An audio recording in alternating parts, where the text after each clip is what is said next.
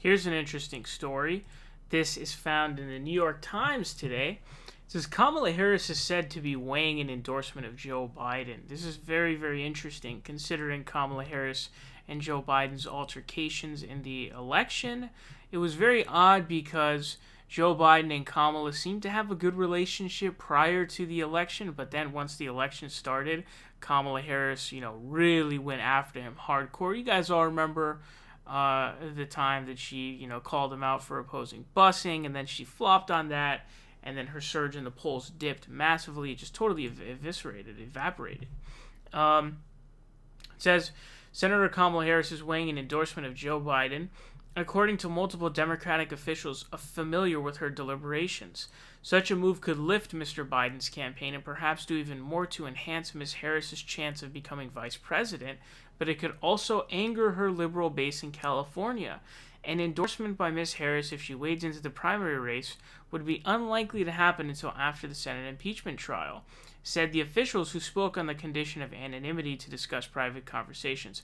So we've got, anonymous sources here. Now, I don't know if these sources, it's anonymous to them or if they know who it is, but they're just not telling us. I don't know. But you want to take these reports with a grain of salt, but a lot of them do end up being true. And this one, you kind of have to weigh it out. It does seem to be legitimate, right? Just considering the circumstances, it does seem to make sense. This is interesting. It says, yet she and Mr. Biden, the former vice president, have remained in contact since she exited the race and had a long conversation in the immediate aftermath of her departure. No decision has been made about whether she will endorse which candidate, nor when an endorsement decision will be made.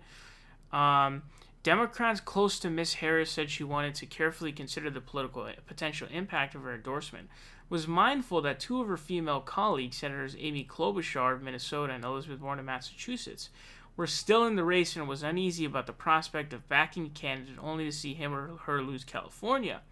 So, and says Biden lavished praise on Harris and said that of course he would if he would consider her as a running mate. So it does look like there's some decent odds that the ticket, if Biden is to win, ends up being Biden-Harris. There is definitely some pretty big odds of that happening, I would say anyway. And this is interesting, okay, for multiple reasons. Now, this article actually continues, and it says it includes some strategists who are, basically weighing it. Because, as you guys know, these kinds of Democrats are very calculated. Now, it is true that in any political race or seat that you're in, you're obviously going to have to make calculations and decisions. It's just the way that it works, right?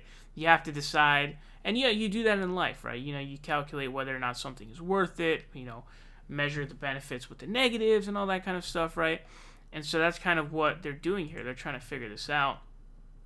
It says, Rose, a longtime Democratic strategist in California, said Ms. Harris would not damage her prospects for re-election in 2022 by backing Mr. Biden, but if Democrats were to lose the presidency this fall, supporting him could shape how she was perceived by the left, were she to run again for president 4 years from now. It just depends on where she wants to go. Is she interested in vice president or a cabinet position, or is she looking ahead to another campaign and how she'll be positioned then? So this sounds a lot like Hillary Clinton type of stuff, where it's like positioning, calculating, seeing where you're going to go. Is it worth it to endorse?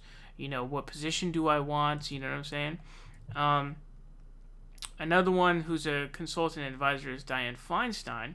Says it would be unlikely that voters in the state would make a judgment about the Senate race next time out based on who she endorsed in the presidential race. But Mr. Carrick added that Mr. Biden's multiracial coalition overlapped with Ms. Harris's, supporting that it would be logical for her to side with him. So it's interesting because they're worried, right? Because she doesn't want to endorse a candidate who then goes on to lose California. It's just a bad look. If you're like a California politician, you endorse a candidate and they lose. That's embarrassing.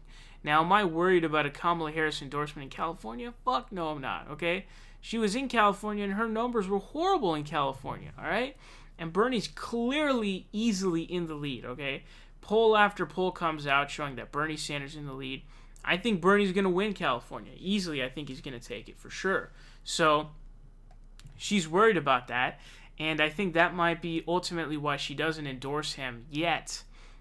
at least before California, simply because she doesn't want to endorse somebody who then goes on to lose in her own state. That's embarrassing.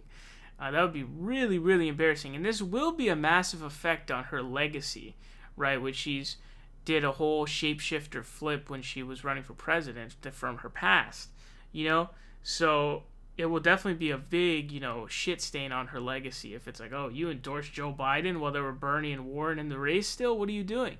So it's very interesting. But, again, let me repeat. I would not be surprised if she endorses Joe Biden. And in addition to that, if Joe ends up being the nominee, I would certainly not be surprised if the ticket is a Biden-Harris ticket. I certainly would not be surprised at that.